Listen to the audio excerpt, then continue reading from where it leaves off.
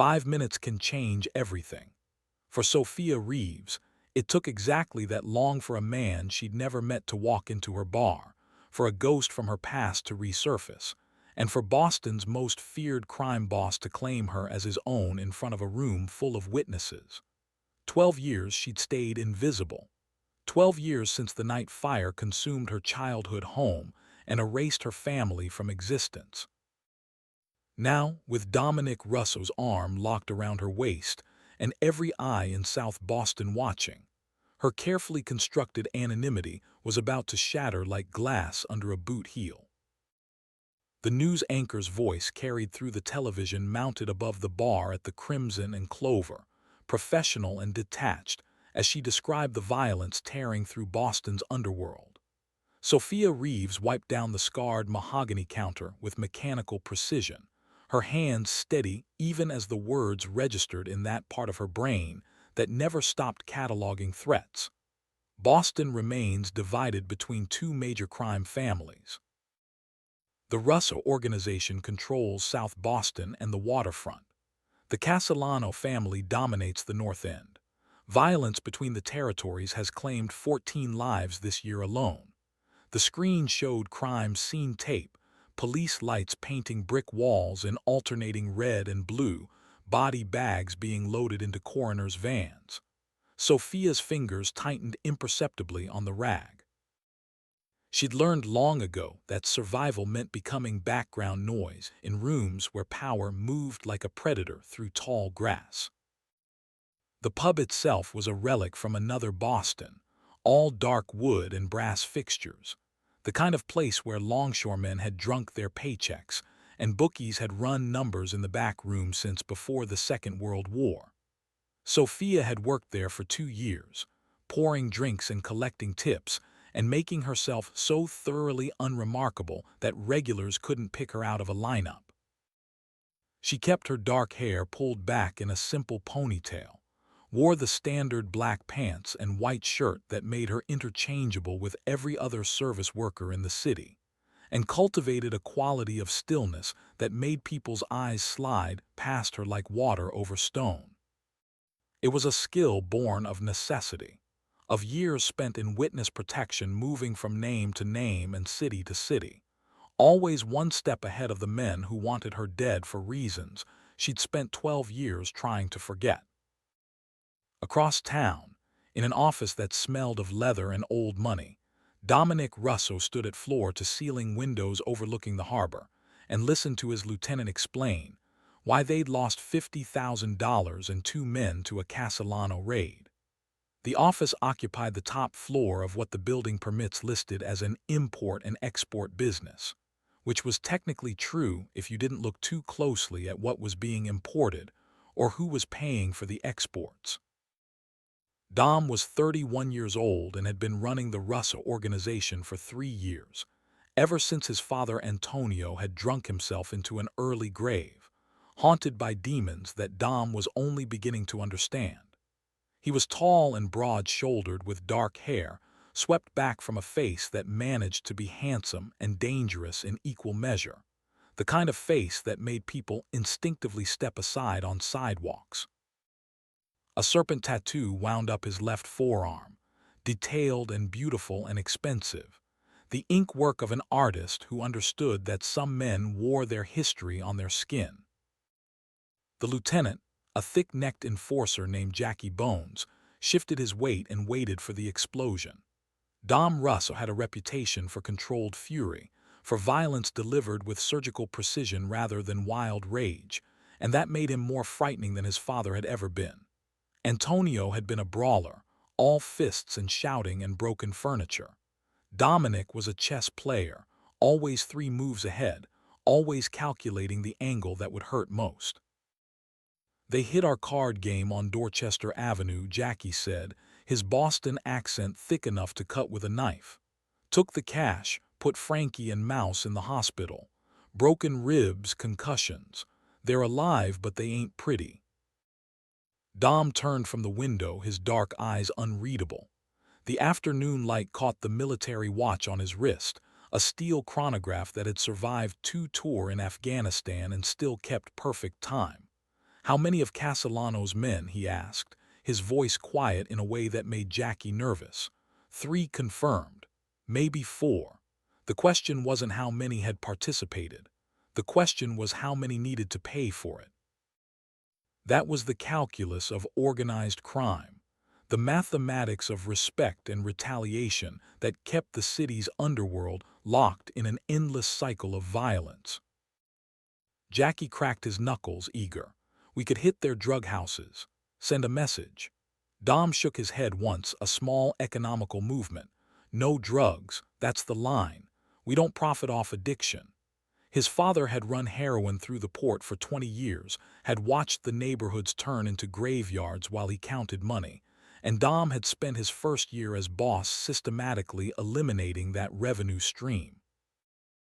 It had cost him allies and profits both, but it had also earned him something his father never had, a reputation for keeping his word. His sister Elena walked into the office without knocking, moving with the controlled grace of someone who'd served 8 years as an army ranger before coming home to run security for her brother's criminal empire. She was 29, dark-haired and dark-eyed like Dom, with a scar above her left eyebrow from a training accident in Fort Benning and a 9mm Glock holstered at her hip. "Dad wouldn't have hesitated," she said, dropping into the leather chair across from Dom's desk. "He'd have burned Castellano's territory to the ground by now." Dom met her eyes steadily. "Dad's dead because he didn't know when to negotiate. I'm not making that mistake." But the truth was more complicated than that, and Dom knew it. The truth involved a 12-year-old girl hiding in a closet while men with guns executed her family. Involved a 19-year-old Marine carrying that child through smoke and flame because his father's orders to let her die had collided with something deeper than loyalty or fear. The truth involved an oath sworn in the darkness, a promise that had shaped every decision Dom had made since. The watch on his wrist read 1400 hours. He had a meeting scheduled for 1600. Between now and then, he had to decide whether to start a war or find another way to make Marcus Castellan understand that the Russo family wasn't weak just because they'd chosen restraint. Sophia was refilling the ice bins when the regular in the corner booth called for another bourbon. She grabbed a bottle of Maker's Mark and a clean glass, her muscle memory so ingrained she could have done it blindfolded, and carried them across the worn wooden floor to where the man sat reading yesterday's Globe. He was in his 50s, graying at the temples, wearing a maintenance worker's uniform from the Transit Authority. He'd been coming in every Thursday for 18 months and she still didn't know his name. That was exactly how she liked it. No names, no histories, no threads connecting her to anyone that could be pulled by the wrong hands. She set down the glass and poured 2 fingers of bourbon, the amber liquid catching the afternoon light filtering through the pub's grimy windows. The man grunted his thanks without looking up from the sports section. Sophia turned to go and froze. The door to the pub had opened, letting in a wedge of bright sunlight and 3 men in expensive suits. The one in the lead was older, silver hair combed straight back, the kind of tan that came from winters in Florida. Marcus Castellano was 52 years old and had been running the North End for 15 years, ever since his own father had retired to a villa in Sicily and left the family business in hands he'd trained since childhood. Marcus moved like money, like power, like someone who'd never been told no in his entire life. The 2 men flanking him were younger, harder, with the empty eyes and scarred knuckles of professional violence. Marcus Castellano walked into Russo territory like he owned it, which was either incredibly brave or incredibly stupid. And in Boston's underworld, those 2 things often looked identical until the shooting started. He scanned the pub with the practiced eye of a man who'd survived 30 years in organized crime by never sitting with his back to a door, cataloging exits and sight lines and potential threats. His gaze passed over Sophia and stopped, came back, locked on. Every instinct she'd developed over 12 years of survival started screaming. Sophia forced herself to keep walking, to maintain the same unhurried pace as she returned to the bar, but her peripheral vision never left the three men as they settled into a booth near the window. Marcus Castellano sat facing the room, his bodyguards on either side, and when Sophia risked a glance his direction, she found him still watching her with the focused attention of a predator who'd spotted movement in the underbrush. The lunch rush was over, just a handful of regulars nursing drinks and watching the ballgame on the television, which meant when Marcus called out her name, the word carried through the near-empty room like a gunshot. Sophia. The name punched through her carefully maintained calm and detonated somewhere in her chest. She hadn't heard anyone speak her real name in 2 years, not since the last time she'd been relocated by U.S.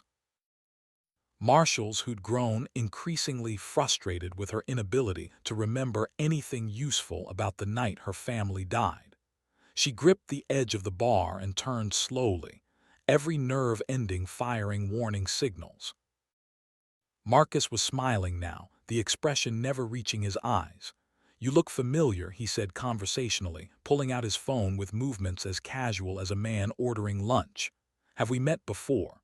It wasn't a question. Sophia's mouth had gone dry. She found her voice somewhere in the wreckage of her composure and tried for confused. "I don't think so." But Marcus was already turning the phone toward her, showing her an image that made the world tilt sickeningly sideways. The Reeves family Christmas card from 2013. Her father in his good suit, her mother in the red dress she'd loved, and Sophia herself at 12 years old, grinning at the camera with braces and that terrible haircut she'd begged for and immediately regretted. "That's you," Marcus said, his voice friendly in a way that made it exponentially more terrifying. Little Sophie Reeves, all grown up. The bodyguards were already moving, shifting position to block the exit, and Sophia's training kicked in before conscious thought could interfere. She ran, not toward the front door where the bodyguards waited, but toward the back of the pub, through the swing door into the kitchen where old Miguel was prepping vegetables for the dinner service.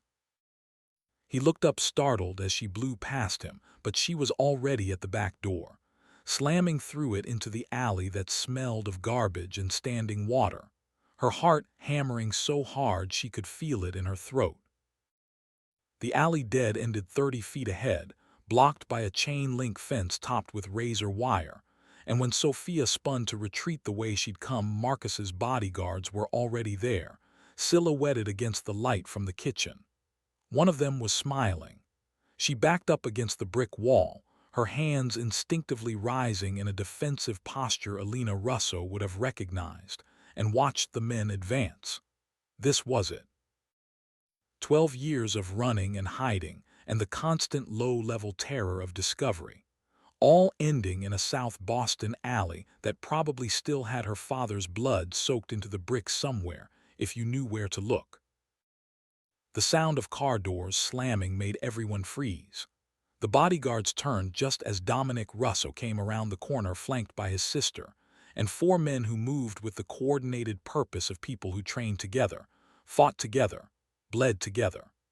Dom was wearing dark jeans and a leather jacket over a black shirt, looking more like he was heading to a bar fight than running a criminal empire, but the gun visible at his hip made his intentions unmistakable. His eyes found Sophia first, cataloging her condition in a single comprehensive glance, before shifting to Marcus's men with the kind of cold assessment that came from combat experience. Alina and the Russo soldiers fanned out, establishing a perimeter, and suddenly the alley felt very small and very tense. Sophia was pressed against the wall between 2 groups of armed criminals who looked ready to turn South Boston into a war zone, and her brain couldn't quite process how she'd gotten from pouring drinks to this in the space of 5 minutes. Marcus Castellano himself appeared in the kitchen doorway, moving with the unhurried confidence of a man who knew his reputation preceded him. He studied Dom for a long moment, then smiled. "Russo, this is your territory. I apologize for the intrusion, But that woman behind you, she's evidence. Her father had files on me. I need them." Dom's expression didn't change. "And if I give her to you?" The question hung in the air like smoke. Marcus spread his hands in a reasonable gesture. "Then maybe we don't have to escalate this situation. Maybe we can handle our business like civilized men." The suggestion was almost funny, two crime bosses discussing civilization while their soldiers stood ready to kill on command, but nobody was laughing. Dom turned slightly, his body language shifting to address Sophia directly even though his eyes never left Marcus. "Come here." Every cell in Sophia's body screamed at her to run, to refuse, to do anything except walk toward the man who ran an organized crime family. But the soldiers behind her and the bodyguards in front left her exactly one option. She pushed off the wall and crossed the alley on legs that felt like water, stopping just close enough that Dom could reach her if he wanted. This close she could see details the newspapers never captured. The small scar above his left eyebrow. The flecks of amber in dark eyes that should have been completely brown. The way he held himself with absolute stillness, like a coiled spring waiting for the perfect moment to release.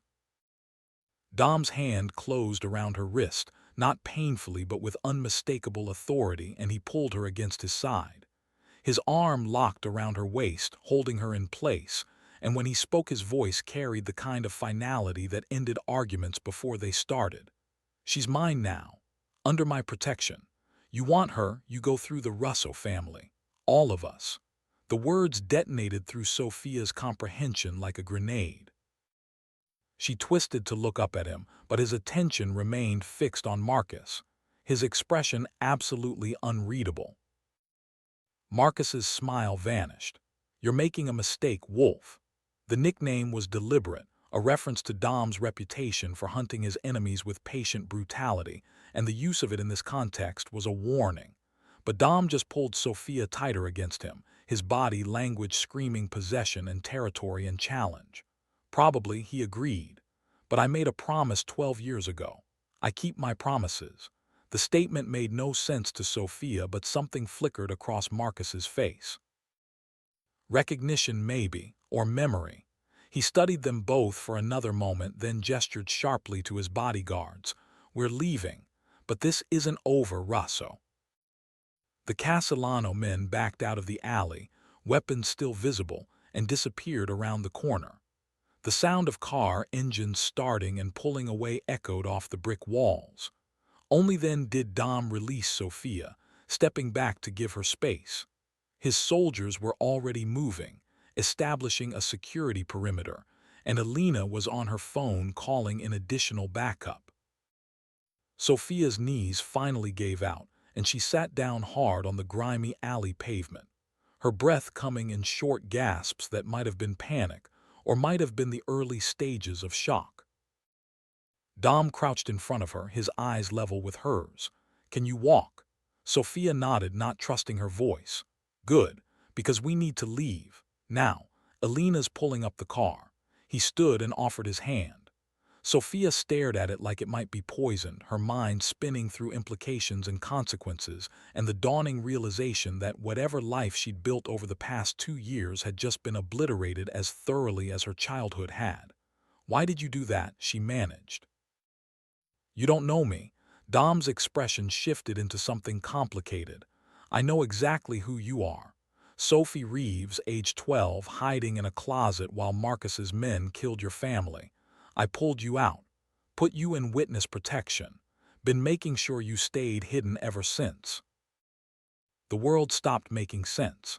Sophia's memories of that night were fragmentary, shattered pieces that her brain had locked behind doors she'd never managed to fully open. She remembered fire and screaming and strong arms carrying her into darkness. Remembered a voice saying over and over, "Don't look back, sweetheart, don't look back." But the face attached to that voice had always been blurred, obscured by smoke and trauma and 12 years of distance. "You," she breathed, "the man who saved me." Dom nodded once. "I was 19, Marine, home on leave. My father was doing business with Marcus that night. I wasn't supposed to interfere." Alina's voice cut through the moment. "Dom, we need to move. Now." Sophia let Dom pull her to her feet and guide her toward the black SUV idling at the mouth of the alley, its engine rumbling and its windows tinted dark enough to hide whoever sat inside. She climbed into the back seat in a daze, her mind trying to process information that seemed designed to short-circuit rational thought. Dom slid in beside her, and the vehicle was moving before the door fully closed, accelerating through South Boston's narrow streets with the practiced efficiency of people who'd conducted tactical extractions before. The Russo compound occupied a full city block in a neighborhood that had gentrified everywhere except this one stubborn pocket of resistance. The mansion dated from the 1920s, all stone walls and iron gates and security cameras that tracked their approach with mechanical precision. Guards waved them through checkpoints, and the SUV pulled into an underground garage that probably violated about 15 zoning laws. Sophia followed Dom through corridors that smelled of gun oil and expensive cologne, past rooms where men played cards and counted money, and conducted the business of organized crime with the casual efficiency of any other corporation. The room Dom showed her to could have been a guest suite in any upscale hotel. King bed, private bathroom, windows that looked out over the neighborhood with views you couldn't buy at any price. But the door had a lock on the inside and bars on the windows, and when Dom handed her the key she understood what he wasn't saying. "You're a prisoner here. Technically a guest under protection, but effectively a prisoner all the same. Get some rest," Dom said. "We'll talk later." "About what?" Sophia asked, finally finding her voice. "About why I saved you," he said. "About why I've spent 12 years making sure you stayed hidden. About what your father knew that got him killed." He paused in the doorway. "And about why Marcus Castellano wants you dead badly enough to walk into my territory to find you." The door closed, and Sophia was alone with her racing thoughts, and the locked room, and the slowly sinking realization that invisible was no longer an option. She crossed to the window and looked out at the city spreading away in all directions.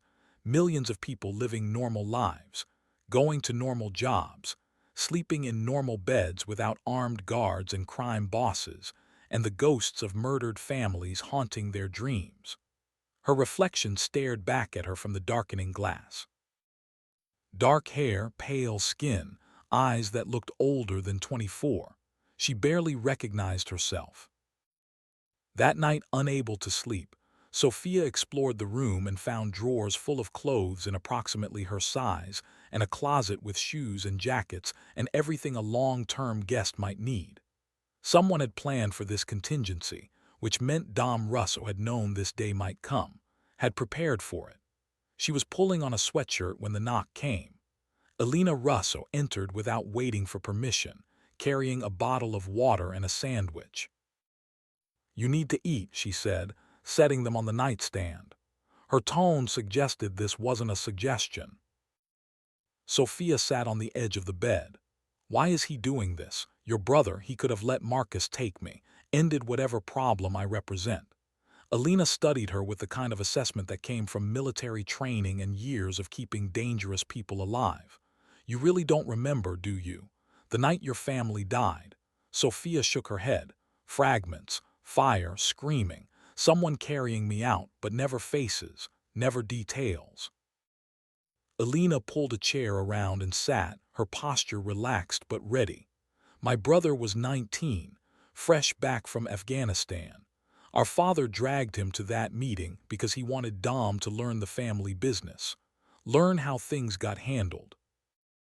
The memory came flooding back like water through a broken dam, Dom watching from the doorway, watching as Marcus's men executed people Sophia had loved, watching until he heard her crying in the upstairs closet.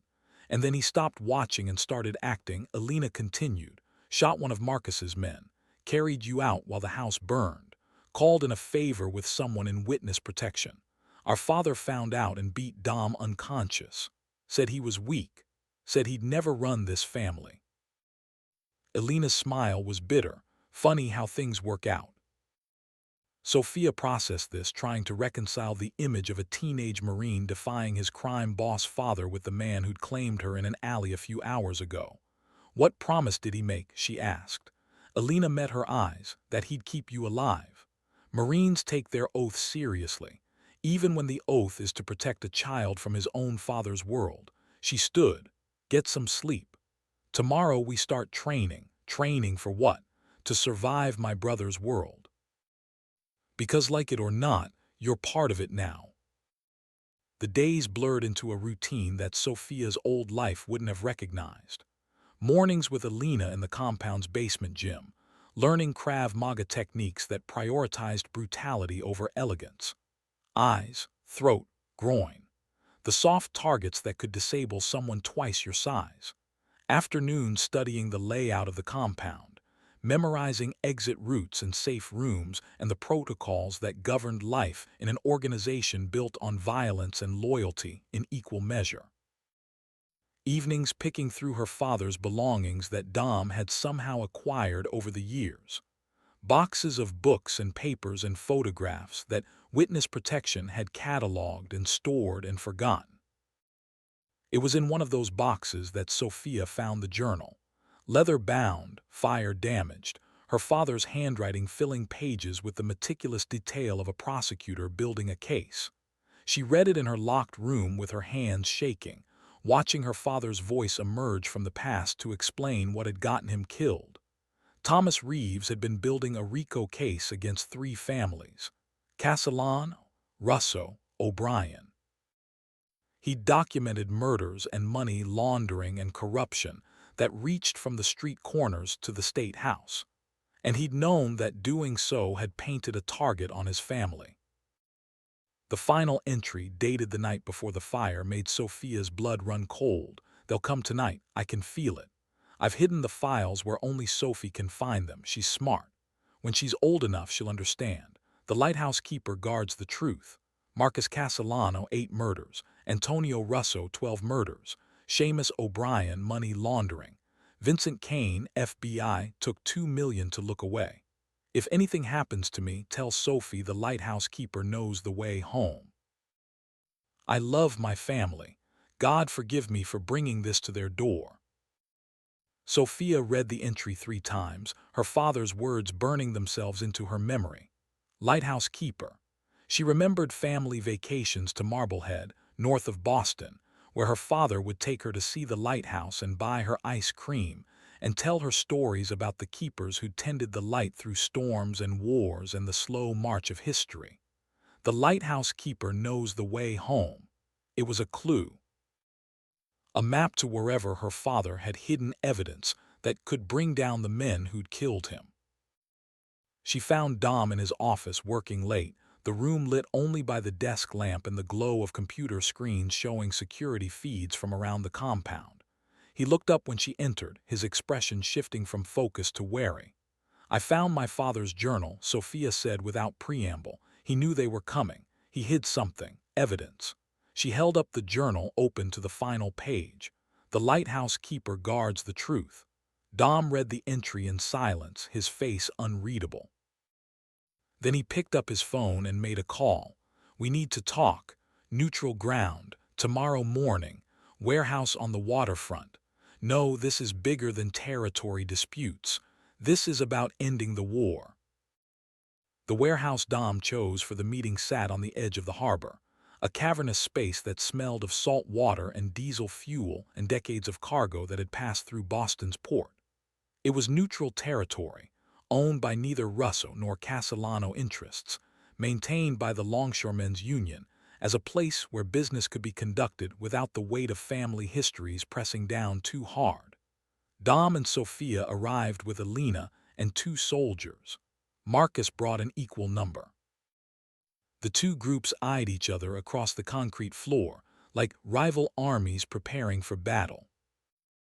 Marcus stood near the loading dock doors, backlit by morning sun reflecting off the harbor. His silver hair caught the light and made him look almost noble, which Sophia supposed was the point. Men like Marcus Castellano had spent lifetimes cultivating appearances. What do you want, Russo? Dom produced a folder, slid it across the wooden crate that served as an improvised table. Copies of evidence from a USB drive they didn't have yet. Bluffs built on her father's journal entries. I have everything, Dom said quietly. Witnesses, recordings, forensics. Enough to put you on death row 8 times over. Marcus's face went pale in the industrial light. What do you want? Peace, Dom said. You pull your men back from my territories. You stop hunting Sophia. You leave the Russo family alone. And if I refuse, I release everything. You're arrested by morning. The negotiation stretched through the morning, 2 crime bosses bargaining over violence and territory and the life of a woman who stood near the windows and watched her fate being decided. Eventually Marcus stood. I want the girl, not to kill. To question. She might remember something else her father hid. Give her to me for 48 hours, I agree to your peace. Dom's response was immediate. No, then no deal. The warehouse was silent except for the creaking of old wood and the distant sounds of ships in the harbor. Marcus walked out, his soldiers following, and the fragile possibility of peace walked out with them. Dom found Sophia still standing by the windows. We need to find what your father hid, he said, before Marcus does. The lighthouse, Sophia said. Marblehead. My father took me there every summer. If he hid something, it would be there. Dom nodded slowly, already planning. Then that's where we go, tonight, because Marcus will figure it out too, and when he does, this becomes a race. They assembled in the compound's garage at sunset. Dom, Sophia, Elena, and 6 of Dom's most trusted soldiers. 2 SUVs, heavily armed, prepared for combat if Marcus decided to intercept them. The drive north took 90 minutes, the convoy moving fast through traffic, and by the time they reached Marblehead, the sun had set and the lighthouse stood dark against darker sky. Dom's technical specialist had already disabled the museum's security system remotely, and they entered through a side door that opened with a pry bar and practiced efficiency. The lighthouse keeper's cottage had been converted to a museum office, all filing cabinets and historical displays, and the accumulated paperwork of decades. Sophia moved through the space guided by memory, her father's voice in her head pointing toward corners and cabinets, and the particular filing cabinet he donated years ago for historical display. She found the hidden compartment in the bottom drawer purely by accident, her fingers catching on a seam that shouldn't have been there. The USB drive was wrapped in plastic, dated October 6, 2014, the day before her family died. Sophia held it up like a talisman and turned to show Dom. Found it. The words were barely out of her mouth when the window exploded inward in a shower of glass, and the world dissolved into chaos. Marcus's men had been waiting, positioned around the lighthouse, and now they attacked from 3 sides simultaneously. Dom's soldiers returned fire, the muzzle flashes lighting the cottage interior like lightning, and Elena was shouting orders and pulling Sophia toward the exit. They made it to the vehicles in a fighting retreat, Marcus's forces pressing hard, and Dom took a round in the shoulder that spun him around and sprayed blood across the SUV's paint. Elena dragged him into the back seat, and Sophia piled in after them, the USB drive still clutched in her fist, and the convoy accelerated away from the lighthouse with Marcus's men in pursuit. The chase stretched through Marblehead's narrow streets, 2 groups of criminals engaging in urban warfare, while civilians dove for cover and sirens wailed in the distance. They lost the pursuit somewhere near Salem, Elena's superior tactical driving and Dom's soldiers suppressing fire combining to break contact, and by the time they reached Boston again, Dom's shoulder had been field bandaged and his face had gone pale with blood loss. But they had the drive. Sophia plugged it into a laptop in the back seat with shaking hands and watched files populate the screen. Video recordings, financial documents, photographs, everything her father had promised. She opened the folder labeled Marcus Castellano Capital Crimes and found 8 murder confessions, each one documented with the kind of detail that came from a prosecutor who knew what evidence courts required. She opened the folder labeled Antonio Russo Capital Crimes and found 12 murders, including one labeled Reeves family. The authorization for the hit, the planning documents, the after-action report, all of it signed by Dom's father. Sophia looked at Dom, bleeding and exhausted, in the seat beside her. "Your father gave the order." Dom nodded slowly. "I know. I've known for 3 years, since he died, and I went through his files. That's why I never stopped protecting you, trying to make up for what he did." But there was a third folder. Sophia opened it with hands that wouldn't stop shaking. Dominic Russo insurance policy. A video file dated 3 weeks before her father's murder. She clicked play and Thomas Reeves appeared on screen, looking directly into the camera. "If you're watching this, Sophie, it means I'm gone. And it means the person protecting you is Dominic Russo." Her father's voice was calm, measured, the same tone he'd used when explaining compound interest or the rules of baseball. "Yes, Antonio's son. The boy who saved you. I know this seems impossible, but I investigated him. He's not like his father." The video continued. "After he saved you, I made a deal with him. I agreed not to prosecute certain Russo operations in exchange for his guarantee to keep you safe. He took an oath. Marines don't break oaths. The evidence on this drive destroys Marcus Castellano. It also destroys the Russo family reputation. But there's a third option, Sophie. Use it as leverage, force them all to stand down, end the cycle of violence. Dominic is trying to be better than his blood. Help him. I love you." The screen went dark. Sophia sat in silence, processing the impossible. Her father had known, had trusted Dom, had built this entire contingency around the belief that a 19-year-old Marine's oath meant more than blood or loyalty or the weight of a criminal empire. She looked at Dom, really looked at him for the first time since the alley. "You made a deal with my father." Dom's voice was rough with pain and blood loss. "I made an oath to keep you alive. That's all that matters." The SUV pulled into the compound's garage and soldiers swarmed the vehicle, medics moving to treat Dom's wound, everyone talking at once about Marcus and the pursuit and the implications of the evidence they'd recovered. But Sophia was watching Dom as they helped him out of the vehicle, watching the way he moved despite the injury, the way his eyes tracked every exit and potential threat even while bleeding, the way he'd taken a bullet and kept fighting because that's what you did when you'd sworn to protect something.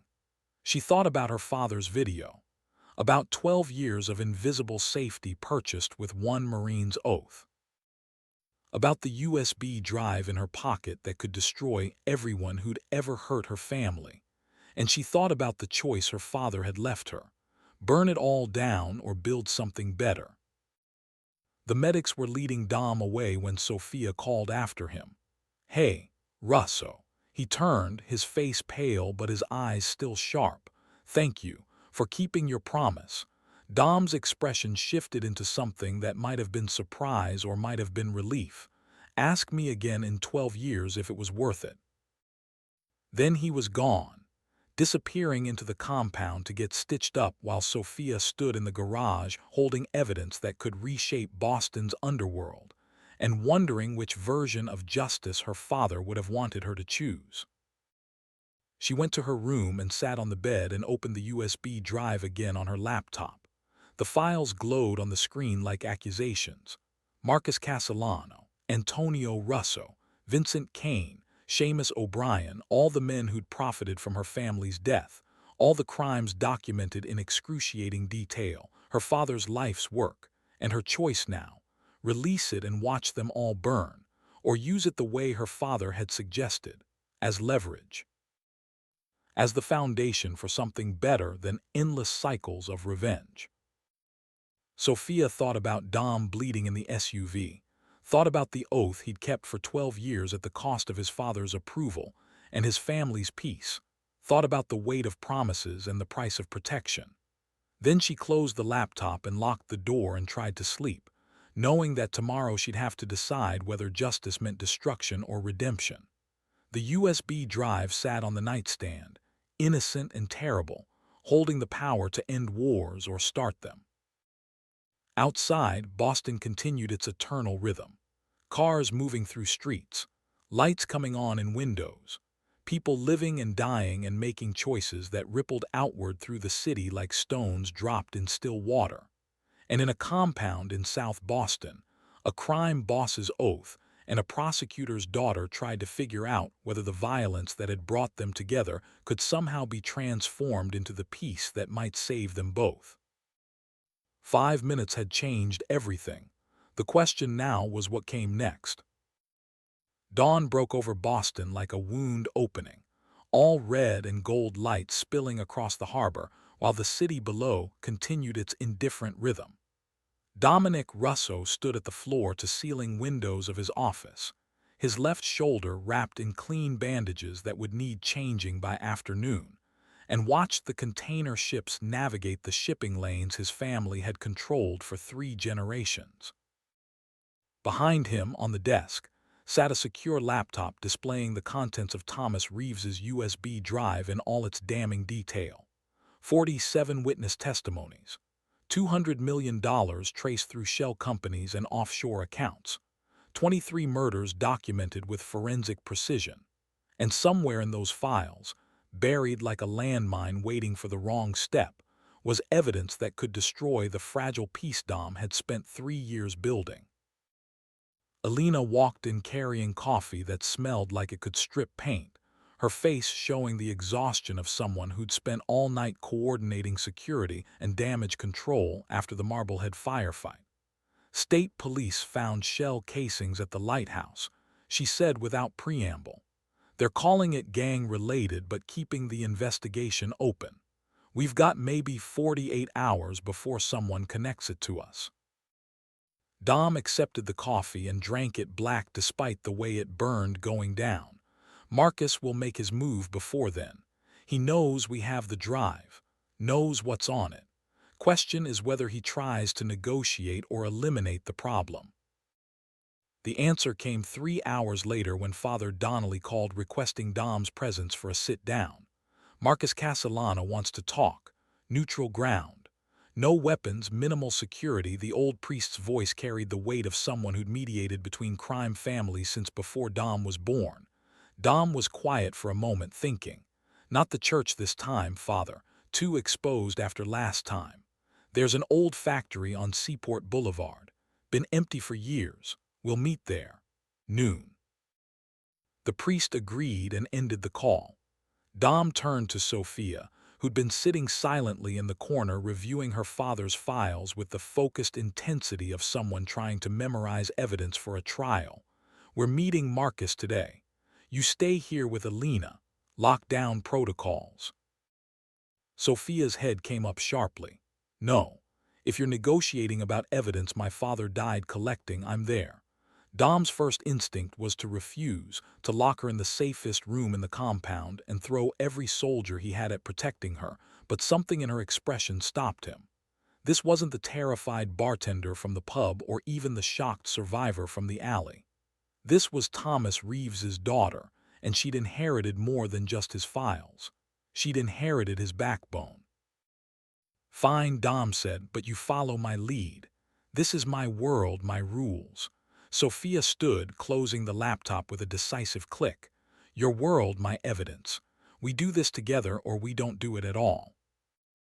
The abandoned factory sat on the edge of the Seaport district, a relic from Boston's industrial past that developers had been trying to convert for years, but kept running into zoning issues and environmental concerns. The main floor was a vast, empty space with broken windows and graffiti-covered walls, the kind of place where sound echoed and every shadow could hide a threat. Dom arrived with Sophia, Alina, and 2 soldiers who checked the perimeter, and then took positions where they could watch all exits. Marcus Castellano was already there, standing near the rusted machinery at the far end, his own security posted at similar intervals.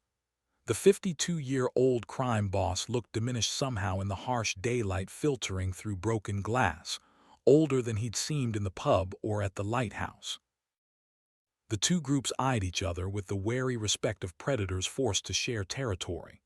Dom and Sophia walked across the concrete floor, their footsteps echoing off walls that had once hummed with the sounds of manufacturing but now held only silence and decay. Marcus studied Sophia with an expression that might have been regret or might have been calculation. "You look like your mother," he said quietly. "Same eyes. Same stubborn chin. She had principles too. Look where that got her." The words were cruel, but delivered without malice, simple statement of fact in a world where principles were luxuries most people couldn't afford. Dom placed himself slightly in front of Sophia, a subtle shift in position that communicated protection without aggression. "You wanted to talk. Talk." Marcus produced a folder from inside his jacket, moving slowly enough that Dom's soldiers didn't draw their weapons, and laid it on the crumbling concrete ledge between them. Copies of evidence from the USB. Proof that he knew exactly what Dom had recovered from the lighthouse. "I have 8 murder charges documented in those files," Marcus said. "Witnesses who'd testify. Forensics that would hold up in court. Enough to put me on death row." Dom didn't touch the folder. "What do you want?" "Peace," Marcus said, and the word sounded almost foreign coming from a man who'd built an empire on violence. "You pull back from my territories. I pull back from yours. We end this before Boston turns into a war zone that brings federal attention neither of us can afford." And in exchange, Dom asked, "You bury the evidence, all of it. My crimes, your father's crimes, every dirty deal and murder that drive contains. We both walk away clean. Start fresh." The offer hung in the air between them like smoke. Sophia's hand found Dom's arm, her fingers tightening in a wordless communication. Dom could feel her tension, the weight of her father's work and her family's deaths pressing against the possibility of peace, but Marcus wasn't finished. "There's a condition," he said. "I need to know what else Thomas Reeves hid." He was too careful, too thorough to put all his insurance in one place. He told someone he had backup evidence. Physical documents. Original files. I need to know where they are. Dom's expression didn't change, but his mind was already racing through implications. If there were physical files, originals that couldn't be dismissed as digital fabrications, they'd be exponentially more valuable than the USB, and exponentially more dangerous. Sophia would know, Marcus continued, his eyes shifting to her. She was there, 12 years old, watching her father in his final days. People tell children things they'd never tell adults. Secrets they think won't be understood until later. He looked back at Dom. "Give me 48 hours with her. Let me ask my questions. If she genuinely doesn't know anything, she walks away. You have my word." The suggestion detonated through Dom's carefully maintained calm. "Absolutely not. You think I'd hand her over after what happened to her family?" Marcus's response was measured, almost gentle. "I think you're trying to end a war. I think you're smart enough to know that peace requires sacrifice. And I think Sophie Reeves is strong enough to survive 48 hours of questions if it means stopping the bloodshed." He pulled out his phone, showed them footage from the Marblehead firefight. Muzzle flashes lighting the darkness, rounds punching through walls, civilians diving for cover. "This is what happens when we fight. Innocent people caught in crossfire. Is that what you want, Russo? More bodies. More families destroyed like hers was." Dom was already shaking his head when Sophia spoke. "I'll do it." The words cut through the factory's heavy silence like a blade. Dom turned to face her. "No, you don't know what you're agreeing to." Sophia met his eyes steadily. "I know exactly what I'm agreeing to. 48 hours answering questions that might end a war. My father died trying to stop these families from destroying each other. If I can finish what he started, I will." Dom grabbed her arm, not roughly but firmly, and pulled her aside toward the broken windows. "We need to talk, privately." They moved to where rusted metal beams created a pocket of semi-privacy, out of earshot from Marcus and the watching soldiers. Dom's voice was low and urgent. "You don't owe Marcus Castellano anything. You don't owe this city anything. Your father's death doesn't obligate you to sacrifice yourself. Sophia's response was equally quiet but absolutely certain. My father died because men like Marcus and your father cared more about power than people. If I can use what he left behind to stop that cycle, then his death means something. Otherwise, it's just senseless violence that I've been running from for 12 years. Dom searched her face, looking for doubt or fear, finding instead a determination that reminded him uncomfortably of her father. That prosecutor who'd been willing to risk everything for justice had raised a daughter cut from the same cloth. If you do this, Dom said carefully, I go with you. You're not facing Marcus alone. Sophia shook her head. He won't agree to that. And you know it makes more sense for me to go alone. Shows good faith. Makes him think he has leverage. Dom's jaw tightened. Then we modify the terms. You go to his compound, but I come with you. We're both his guests for 48 hours. He gets to ask his questions. I ensure you're safe. Take it or leave it. They returned to where Marcus waited, his expression neutral but his attention sharp. Modified offer, Dom said. Sophia comes to you, but I come with her. 48 hours, we're both your guests. You get your questions answered, I guarantee she's protected. Marcus studied them both, and Sophia could see the calculation happening behind his eyes. You put yourself in my hands to protect her. The question wasn't really a question. That's the deal, Dom confirmed. Marcus was quiet for a long moment. Then he smiled, and it was the first genuine expression Sophia had seen on his face. You really did make her an oath, didn't you? The kind you can't break even when it's inconvenient. He nodded slowly. Accepted. Be at my compound tonight. Come unarmed. Your word against mine that no harm comes to either of you while you're under my roof. The drive to Marcus's territory felt like crossing into enemy country, which in the geography of Boston's underworld it essentially was. The North End was old Italian neighborhood turned tourist destination, all narrow streets and restaurants with red checkered tablecloths, and the kind of money that came from generations of carefully managed criminal enterprise. Marcus's compound sat at the heart of it, a renovated brownstone that looked like a million other expensive Boston homes from the outside, but was actually a fortress with security that would have impressed a military installation. They were searched at the door, thoroughly and professionally, soldiers patting them down and checking for weapons or recording devices with the practiced efficiency of people who'd done this 1,000 times. Sophia submitted to the search with her jaw clenched, trying not to think about how vulnerable she was walking into the home of the man who'd ordered her family killed. Dom's presence beside her was the only thing keeping her panic at manageable levels. He'd given his word. She had to trust that meant something in a world built on broken promises. Marcus met them in a sitting room that looked like something from Architectural Digest, all leather furniture and expensive art and windows overlooking a private garden where fountain water splashed over stone. He'd changed from his factory clothes into casual slacks and a sweater, looking more like someone's grandfather than a crime boss responsible for dozens of deaths. Please sit, he said, gesturing to the couch. Can I offer you anything? Water, coffee, something stronger. We're fine, Dom said, positioning himself between Sophia and Marcus in a way that was probably unconscious but definitely protective. Marcus poured himself scotch from a crystal decanter, the amber liquid catching the evening light. Let me start by saying I didn't know you were in that house, he said to Sophia. Your father was the target, the evidence he'd collected, the case he was building. I gave the order to eliminate the threat. I didn't know he'd bring his family home that night. The statement hung in the air, not quite an apology, but something in that direction. Sophia's hands clenched in her lap. Does that matter? Whether you knew, you still gave the order, you still destroyed my family, my childhood, 12 years of my life spent hiding. Marcus took a slow sip of scotch.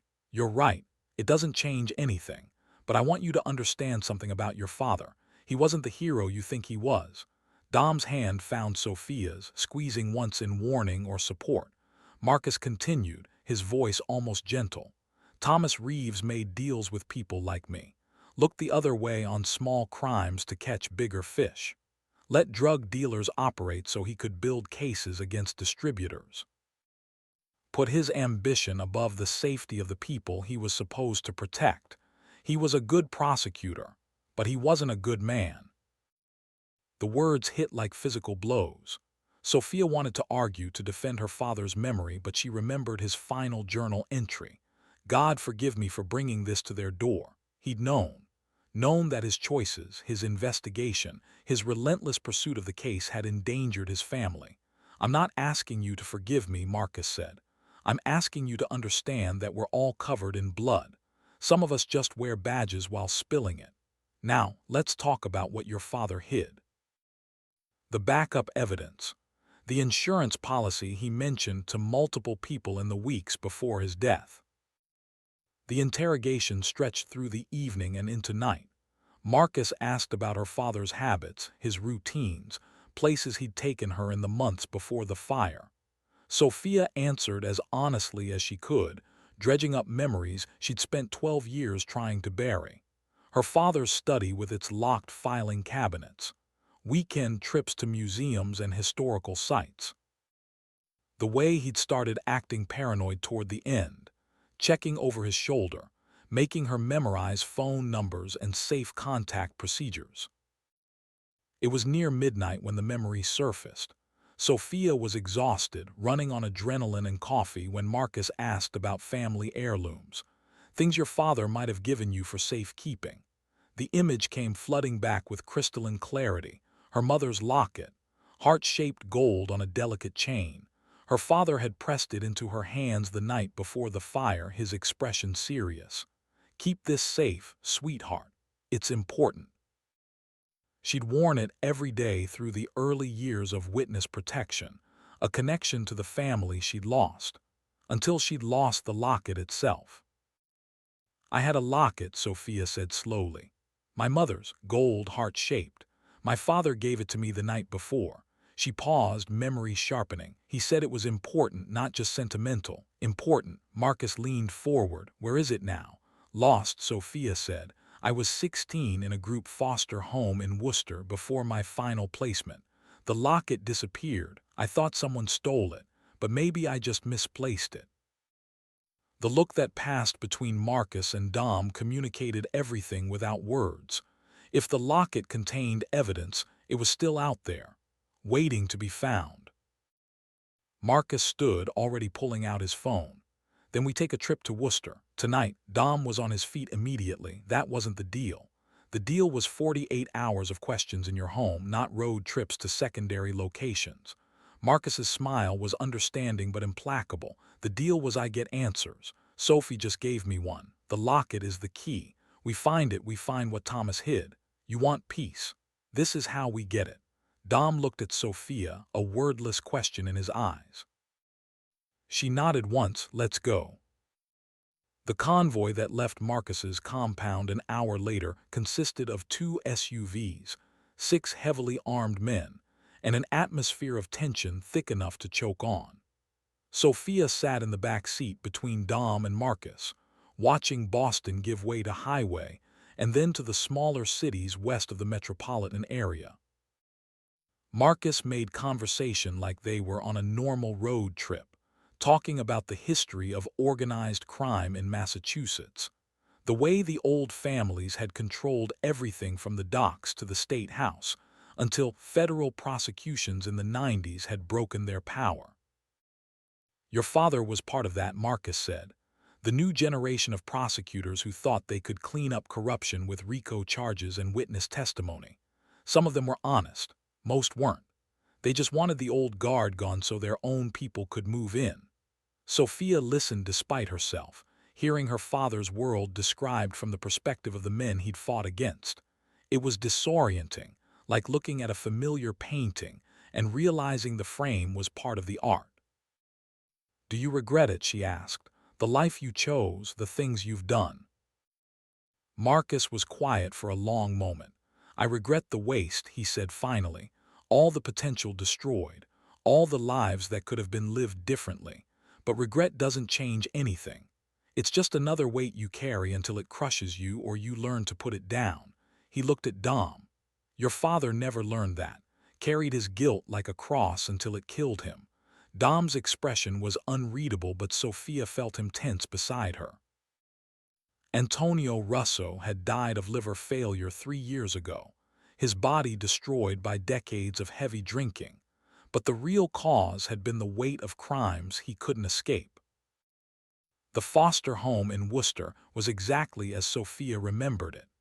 3-story Victorian that had seen better days, now condemned and scheduled for demolition, windows broken and walls covered in graffiti. They parked in the overgrown lot and approached the building like soldiers on patrol, Marcus's men checking perimeters while Dom stayed close to Sophia. The front door hung open on broken hinges, and inside smelled of mold and abandonment, and the particular sadness of places where damaged children had tried to heal. Sophia led them upstairs, her feet finding the path through debris by muscle memory, to the room she'd shared with 3 other girls during 6 months of her 16th year. The walls were covered in spray paint now, obscuring the posters and decorations that had been there, but the bones of the space were unchanged. Her old bed had been in the corner, the window looking out over the backyard where they'd been allowed 30 minutes of outdoor time each day. She knelt beside the bed and felt along the baseboard, fingers searching for the loose board she'd discovered and used to hide treasures from the other girls. There, the board came up with a squeal of old nails, revealing a hollow space beneath.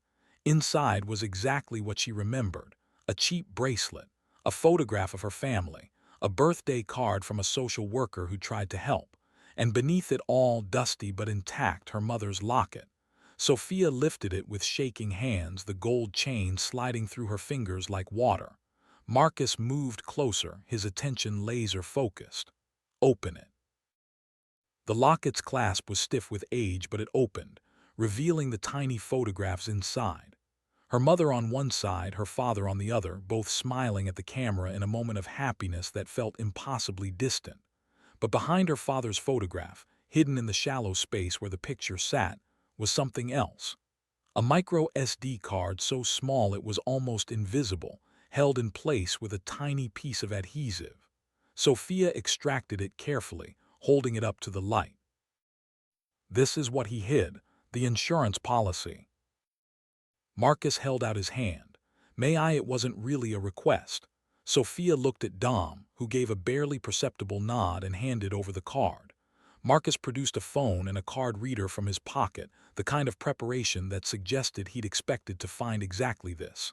The SD card slid home and files began appearing on the screen.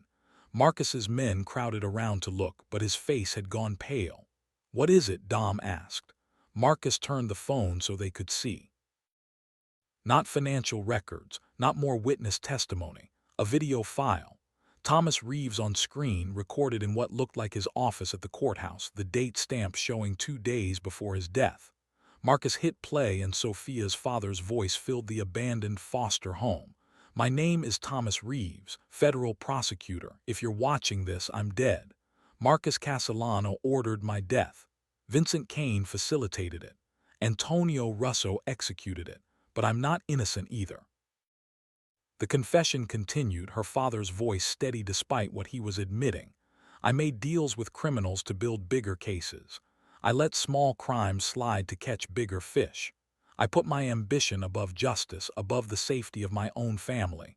I endangered Rachel and Sophie because I thought I was untouchable. This confession is my penance. The evidence on the first drive is real. Use it to prosecute them. But know that I'm complicit too. I chose this war. To Sophie, if you survive, don't become like us. Don't let revenge consume you. Be better than your father. The video ended.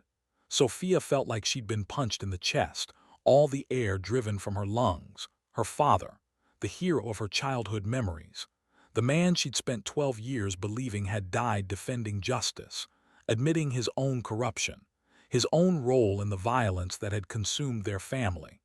Marcus replayed the video, his expression unreadable, and when it finished the second time he looked at Sophia with something that might have been sympathy.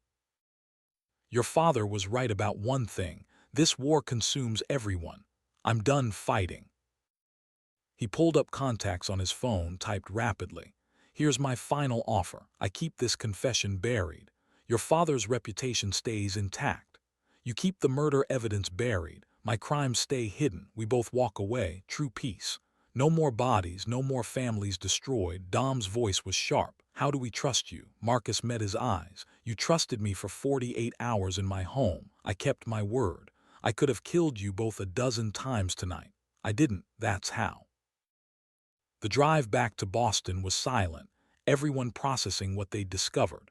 Sophia stared out the window at darkness broken by streetlights, her father's words echoing in her head.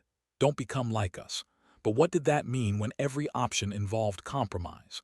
Release the evidence and destroy her father's memory. Bury it and let Marcus walk free. Use it as leverage and become exactly the kind of deal maker her father had confessed to being. There were no clean choices, only degrees of complicity. They were crossing into Boston proper when the attack came. The lead SUV exploded in a fireball of twisted metal and burning gasoline, the percussion wave rattling windows and triggering car alarms for 3 blocks. Their driver swerved hard, trying to avoid the wreckage, and that's when the second vehicle appeared. Armored van, no plates, blocking the road ahead. Men poured out, at least 8 of them, wearing tactical gear and carrying automatic weapons. Not Marcus's people, not Dom's. Someone else entirely. Dom was shouting orders, his soldiers returning fire, and Sophia found herself dragged below the seat line as rounds punched through glass and metal. She caught a glimpse of the attackers before Dom forced her head down. Body armor, military precision, professional contractors, not street thugs. Marcus was on his phone screaming for backup when the rear window shattered and someone fired gas grenades into the vehicle.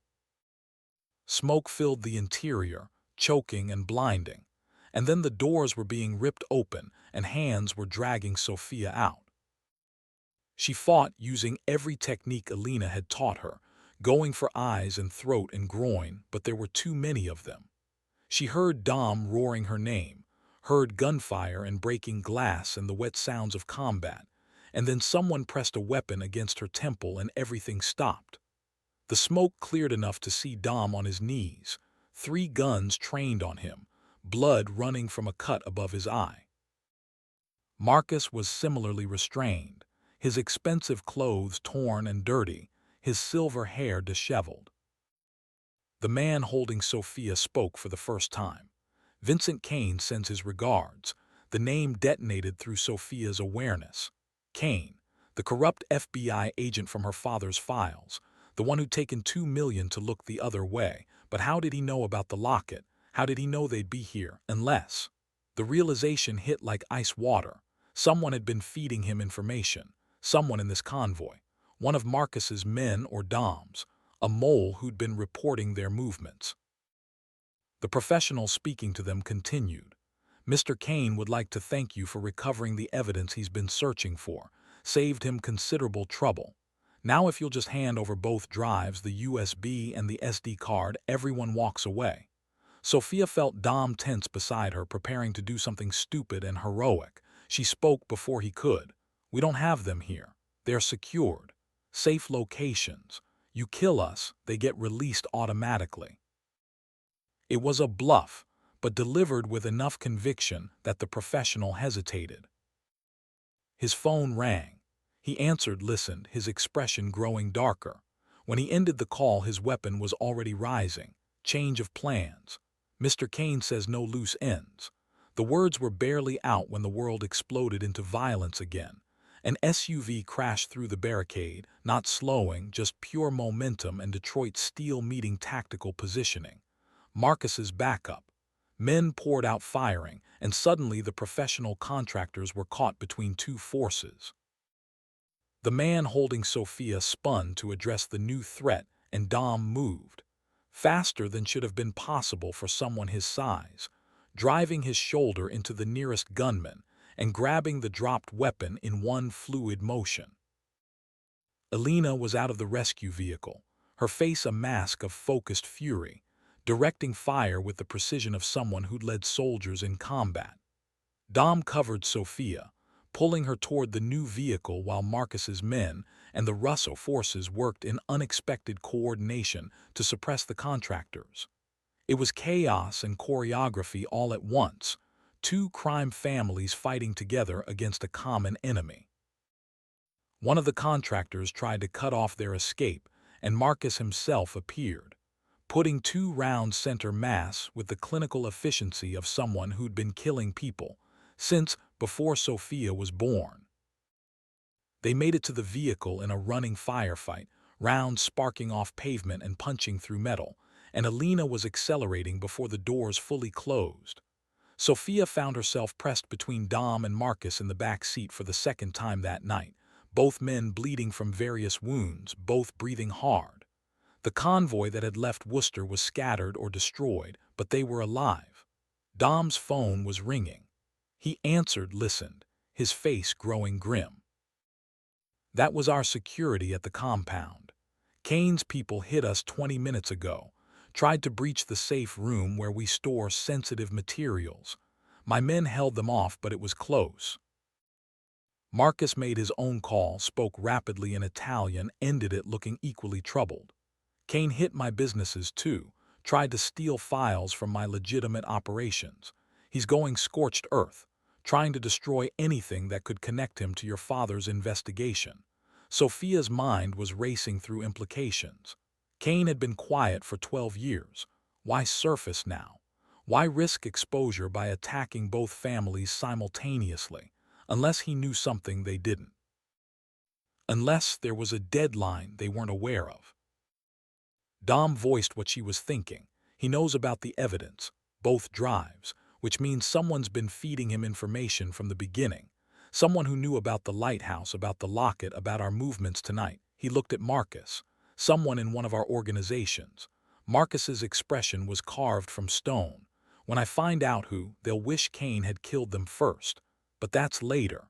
Right now we need to secure those drives and figure out Kane's next move. Elena navigated through Boston streets, taking evasive routes and checking constantly for pursuit. Sophia pulled out her phone and accessed the encrypted cloud storage where Dom's technical specialist had backed up the USB drive contents. The files were still there, untouched, but there was a new folder she didn't recognize. She opened it and found surveillance photos. Dozens of them. Her and Dom over the past 72 hours, leaving the compound, at the factory meeting, the lighthouse. Tonight's convoy. Someone had been watching them constantly, documenting their every move. The photos had metadata, timestamps, GPS coordinates, and a source identifier that made Dom's blood run cold. The surveillance equipment was FBI issue. Kane had been using federal resources to track them, which meant he had access to tools and databases that made him exponentially more dangerous than any street criminal. Sophia scrolled through the images, her stomach sinking with each new photo until she reached the last one, a picture of a church, Father Donnelly's church. And a message attached, 48 hours, bring both drives to the church, come alone or civilians die. The timestamp showed the message had been sent 6 hours ago, which meant they had until tomorrow night. Dom was already shaking his head. It's a trap. We don't negotiate with federal agents who have gone rogue. We release the evidence and let him burn, but Marcus held up a hand. Wait. If we release everything now, Kane has nothing to lose. He'll go after anyone who can testify, witnesses from your father's investigation, people who helped you over the years. He'll leave a trail of bodies trying to eliminate anyone who can connect him to the crimes. Sophia realized he was right. Kane wasn't just trying to protect himself. He was trying to erase 12 years of evidence and investigation. Releasing the files would trigger him to murder everyone who could validate them. There has to be another option, Sophia said. Some way to stop him without getting innocent people killed. The three of them sat in silence, the vehicle moving through nighttime Boston, each processing the impossible situation. Finally, Dom spoke. We give him what he wants, the drives, but not the real ones. We give him copies with just enough real evidence to look authentic but missing the key files that implicate him. Buy time to get witnesses into protection and build a case he can't see coming. Marcus was nodding slowly.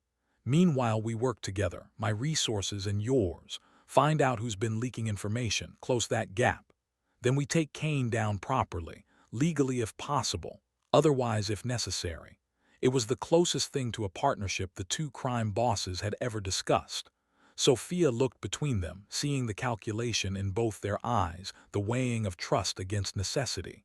You're both assuming Kane will fall for fake drives, that he won't verify the contents before we can move the witnesses. That's where you come in, Dom said, turning to face her fully. You're the bait. Kane wants you almost as much as he wants the evidence. You're the loose end, the witness who might remember something her father told her. If you show up at the exchange, his attention will be on you. Give us the opening we need. Sophia felt the weight of the proposal settle over her like a blanket. Use herself as distraction while Dom and Marcus positioned their people to take down a corrupt federal agent. It was dangerous and complicated, and had about 1,000 ways to go wrong. I'll do it, she said before she could overthink it, but on one condition. When this is over, we release everything, all the evidence. Kane, Marcus, everyone my father documented. No more deals, no more buried crimes, true justice. Dom and Marcus exchanged a look that communicated years of history and violence and the uneasy understanding between men who'd chosen lives of crime. Marcus spoke first. If we survive this, if Kane doesn't kill us all, then yes, full transparency. Let the courts decide what happens next. It wasn't quite the promise Sophia wanted, but it was closer than she'd expected to get. They spent the rest of the night at a safe house Dom maintained for emergencies, planning the exchange with the meticulous detail of people who understood that one mistake would cost lives. Alina coordinated with Marcus's head of security, the two of them discovering they'd served in overlapping deployments in Afghanistan and finding grudging professional respect in that shared experience. Dom's technical specialist created duplicate drives with enough real evidence to pass initial inspection, but missing the smoking gun files on Kane. And Sophia prepared herself mentally for walking into another confrontation with armed men who wanted her dead. Dawn found her on the roof of the safe house, watching the city wake up, and Dom appeared beside her carrying coffee in paper cups. Couldn't sleep either, he said, offering her one. Sophia accepted it gratefully. I keep thinking about my father, about his confession. He spent his whole career fighting corruption, and in the end he was just as compromised as the people he prosecuted. Dom was quiet for a moment. My father spent his whole life building a criminal empire. At the end, he couldn't live with what he'd done. Drank himself to death rather than face it. I don't know which is worse, dying a hypocrite or dying guilty. Maybe there's a third option, Sophia said, living long enough to make it right. Dom's smile was bitter. That's the hope, isn't it? That we can be better than our fathers, make different choices, build something that doesn't require blood to sustain it. He looked at her directly. When this is over, when Kane's dealt with and the evidence is released and everything falls apart, what do you want? The question caught her off guard. Sophia had spent 12 years focused on survival, on staying invisible, on making it through one more day. She'd never let herself think beyond that. I want what my father wanted, she said finally. Justice. Not revenge, not deals or compromises, actual accountability. People facing consequences for their crimes, and I want to make sure no other kid has to grow up like I did, running, hiding, losing everything because adults couldn't stop destroying each other. Dom nodded slowly. Then we'd better make sure we survive tomorrow, because those are goals worth living for. They stood together watching the sun rise over Boston, two people bound by an oath and evidence and the complicated legacy of fathers who'd failed them in different ways. and tried to find hope in the possibility that the next generation might somehow do better. The message from Cain came at noon. Final instructions for the exchange. Church. Sunset. Sophia alone with the drives or Father Donnelly dies first, followed by everyone else in the building. Dom read it and his expression went cold. He's got hostages. Probably grabbed the priest this morning when he said his first mass. This just became exponentially more complicated. Marcus arrived an hour later with his own tactical team, and the two organizations spent the afternoon coordinating an operation that would have been impossible a week ago. Russ soldiers working alongside Castellano enforcers. Elena and Marcus's security chief mapping sight lines and positioning snipers. Old enemies becoming temporary allies against a common threat. Sophia dressed for the exchange in clothes that could hide a wire and body armor, knowing Cain's people would search her but hoping they'd miss something.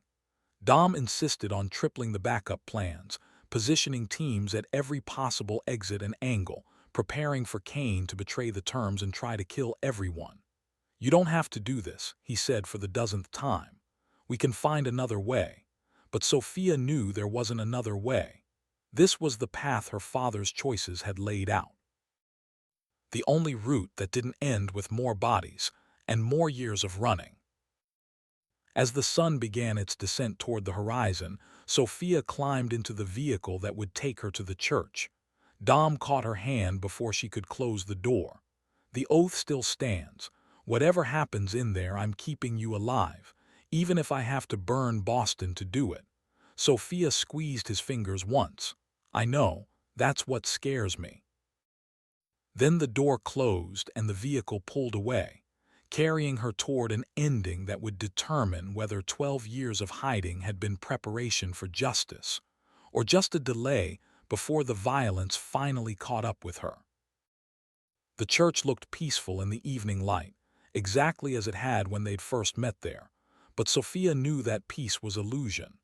Somewhere inside, Cain waited with guns and hostages, and 12 years of crimes he'd do anything to keep buried. She had 2 fake drives in her pocket, a team of criminals watching her back, and her father's voice in her head telling her to be better than the people who'd destroyed them. As she walked toward the church doors, Sophia Reeves made herself a promise. Whatever happened next, she would choose justice over revenge, truth over compromise, even if it cost her everything. That was the oath she could keep, the one her father would have wanted, the one that might finally let both of them rest. The church stood silent in the gathering dusk, its stone walls holding shadows like secrets, and for the third time in as many days, this sacred ground would bear witness to violence dressed in negotiations clothing. But this time would be different. This time Sophia Reeves walked through the iron gate alone, the weight of 2 drives in her jacket pocket feeling heavier than physics could explain, knowing that somewhere in the Boston twilight Dominic Russo and Marcus Castellano commanded their respective forces from positions she couldn't see but knew were there. Snipers on rooftops, soldiers in vehicles. 2 crime families working in coordination for the first time in living memory, all to protect one woman and stop one corrupt federal agent from burying 12 years of evidence. The church doors opened before she could knock. Vincent Cain stood in the vestibule, looking nothing like the monster Sophia had built in her imagination over 12 years of running. He was 58 years old, silver-haired and distinguished, wearing a suit that probably cost more than most people's cars. He could have been anyone's grandfather, someone's respected mentor, a pillar of the community. But his eyes were cold when they fixed on Sophia, the kind of cold that came from decades of choosing expediency over ethics, power over principle. "Miss Reeves, I'm glad you could make it." He gestured toward the nave. "Please, let's not keep Father Donnelly waiting." The priest sat in the front pew, his hands zip-tied in front of him, his face bruised but his eyes clear and defiant. Cain had positioned him where he'd be visible from the door, a living reminder of what was at stake. Sophia forced herself to keep walking, her footsteps echoing off stone that had witnessed baptisms and weddings and funerals for more than 100 years. Now it would witness whatever came next. She stopped 10 feet from Kane, close enough to talk but far enough to run if the opportunity presented itself. "You wanted the drives. I brought them." Kane's smile never reached his eyes. "Did you? Or did you bring copies designed to buy time while Russo and Castellano position their people? I've been doing this longer than you've been alive, Sophie. I know how criminals think." Sophia met his gaze steadily, channeling every lesson Alina had taught her about projecting confidence when terrified. "Then you know they're watching. You know if anything happens to me, to Father Donnelly, to anyone in this church, you'll be dead before you reach the door." Kane laughed, a sound without humor. "You think I'm afraid of crime bosses? I've been on both their payrolls for 15 years. I know their capabilities. I know their limits." He pulled a gun from beneath his jacket, the movement casual, and aimed it at Father Donnelly's head. "Here's what's going to happen. You're going to give me both drives. The originals, not copies. I'm going to verify the contents right here. If they're authentic, Father Donnelly lives. If they're fakes, he dies, and then we discuss how much pain you can endure before you tell me where the real ones are." Sophia's mind raced through options, none of them good. The drives in her pocket were sophisticated fakes, but Kane had the technical knowledge to spot inconsistencies. The moment he started checking files, he'd know. She was reaching for her pocket when the side door of the church burst open and Marcus Castellano walked in with 4 of his soldiers, weapons drawn but not aimed. Kane spun, his gun tracking the new threat, and in that moment of distraction Father Donnelly moved. For a man in his 60s with zip-tied hands, the priest was remarkably fast. He threw himself sideways off the pew just as Kane fired, the round punching through wood where Donnelly's head had been a heartbeat earlier. Then the church exploded into chaos. Dom's people came through the main entrance, Alina leading with the tactical precision of someone who'd cleared buildings in Fallujah and Kandahar. Kane's backup, 4 men in tactical gear who'd been hiding in the choir loft, opened fire. The stained glass windows shattered in cascades of colored fragments, centuries of artistry destroyed in seconds. Sophia dove behind a pew as rounds sparked off stone and wood, her heart hammering so hard she could feel it in her throat.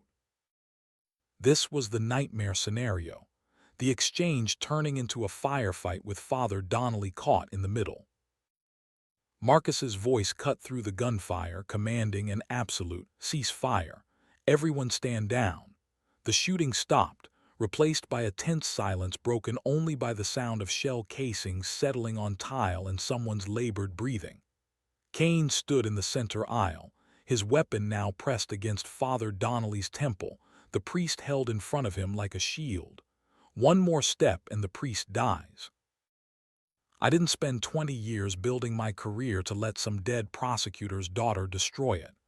Sophia rose slowly from behind the pew, her hands visible and empty. "You can't win this, Kane. Even if you kill all of us, the evidence exists. It's backed up, distributed. People know." Kane's laugh was bitter. "You think I don't know that? You think I haven't planned for every contingency?" He pulled out his phone with his free hand, showed them the screen. "Federal warrants, signed by a judge I've owned for a decade. Arrest warrants for Dominic Russo, Marcus Castellano, and 24 of their associates on terrorism charges. I release these. Every cop in Massachusetts is hunting you by morning. Your organizations collapse. Your families are destroyed. And while you're fighting federal charges, I disappear your precious evidence and anyone who might testify." Dom stepped forward slowly, his hands also visible. "You release those warrants, you prove everything Thomas Reeves said about corruption. You make yourself the villain of the story." Kane's expression twisted. "I've been the villain of the story for 20 years. The only difference is now I'll be a rich villain living in a country without extradition." He pressed the gun harder against Donnelly's head. "Last chance. Real drives, now. or I start executing people until you comply." Sophia's hand went to her pocket, but not for the drives. She pulled out a different phone, one Dom's technical specialist had given her that morning. "This conversation has been broadcasting live for the past 10 minutes. Every word you've said, every threat you've made, streaming to multiple news outlets and the FBI's Internal Affairs Division." She turned the phone so Kane could see the screen. 3,000 viewers and counting. Kane's face went white. "You're bluffing." But Sophia could see the doubt in his eyes, the terrible realization that maybe he'd miscalculated. Marcus's voice was almost gentle. "You lost, Kane. The moment you walked in here and confessed to 20 years of corruption on a live feed, you lost. Your only choice now is whether you lose with some dignity or whether we drag you out of here in handcuffs while the whole world watches." For a long moment nothing moved. Then Kane's gun hand started to shake.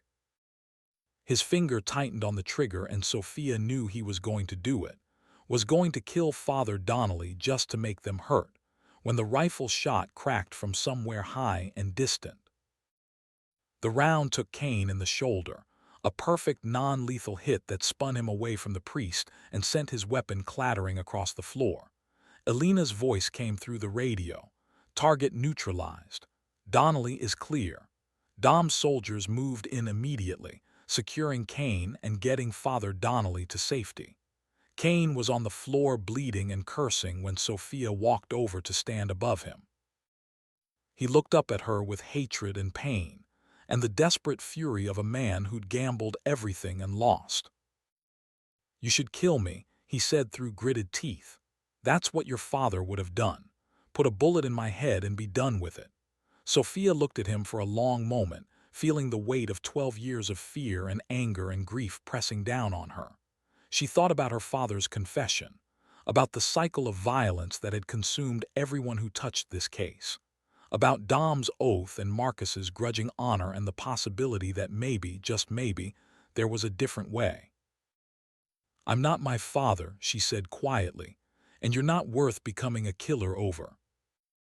She turned to Dom and Marcus, who stood watching her with identical expressions of wary respect. "We do this legally. Federal arrest. Federal trial. All the evidence presented in open court where everyone can see it. Kane goes to prison for the rest of his life, and the system that let him operate gets exposed and reformed." Dom nodded slowly. "The sirens are already coming. FBI Internal Affairs, U.S. Marshals, probably half the federal law enforcement in Boston once that stream went viral. We need to decide what happens when they get here." Marcus spoke before Sophia could. "We make a deal, not with Kane, with the clean agents who are coming. We hand over all the evidence. Every file Thomas Reeves collected, every crime documented, in exchange for immunity for our cooperation and a guarantee that the witnesses get protected properly this time." Dom's expression was skeptical. "You think they'll deal with us? We're still running criminal organizations." Marcus smiled without humor. "We're criminals who just handed them the biggest corruption case in Massachusetts history. On video, with thousands of witnesses. They'll deal." The negotiation that followed stretched through the night, conducted in the church, while EMTs treated wounds and crime scene technicians documented evidence, and federal agents tried to understand how two rival mob bosses had ended up working together to bring down a dirty FBI agent. Sophia gave her statement 6 times to 6 different agencies, walking them through 12 years of running and hiding, and finally fighting back.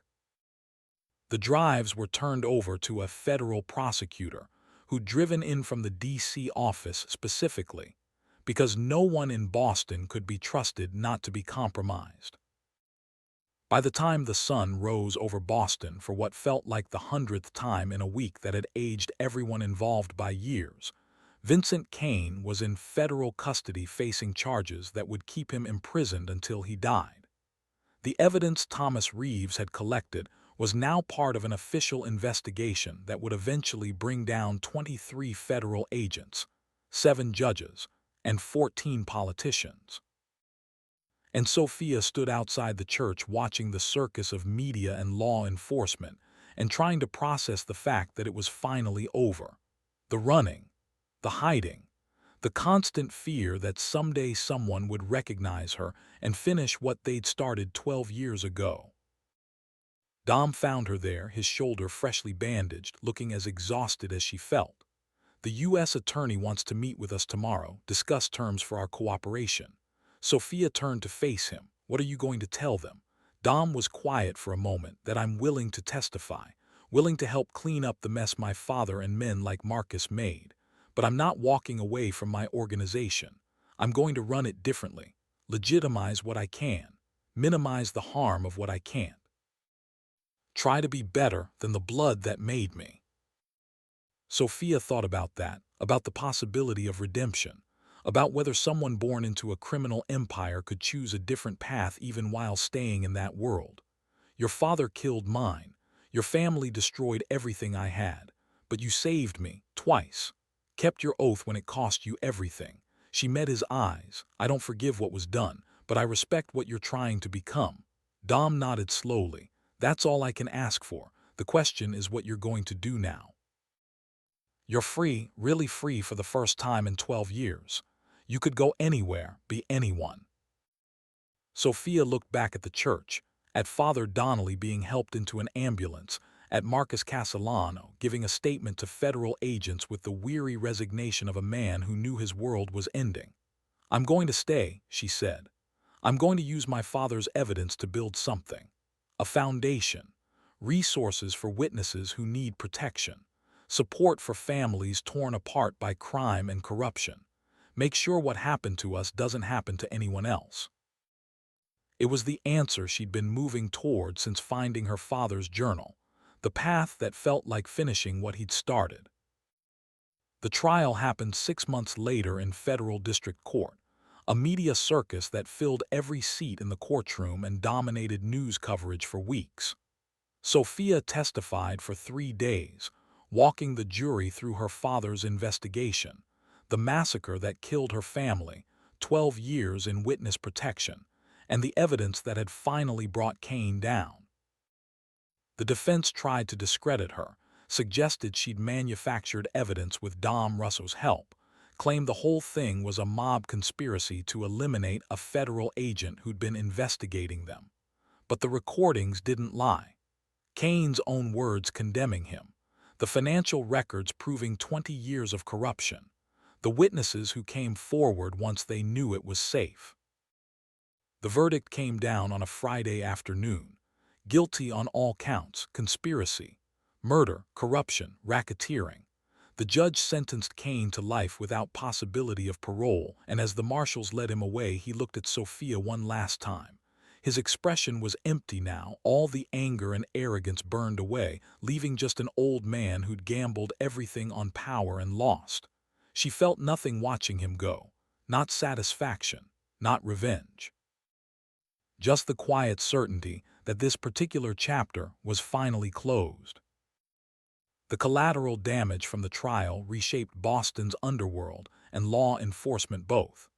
Marcus Castellano cooperated fully with federal prosecutors, providing testimony that led to dozens more indictments, and in exchange received immunity for his cooperation.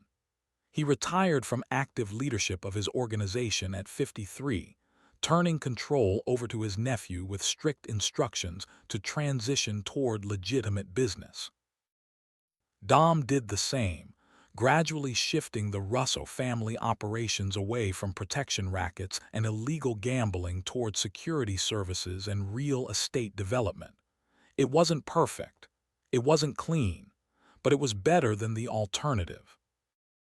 The foundation Sophia established opened its doors 8 months after the trial. She called it the Reeves Justice Initiative, funded initially by seized assets from Cain's corruption but growing rapidly as donors who'd been waiting for someone to take a stand came forward. The mission was simple: protect witnesses, support victims, fight corruption, ensure that the justice system worked for everyone, not just the powerful.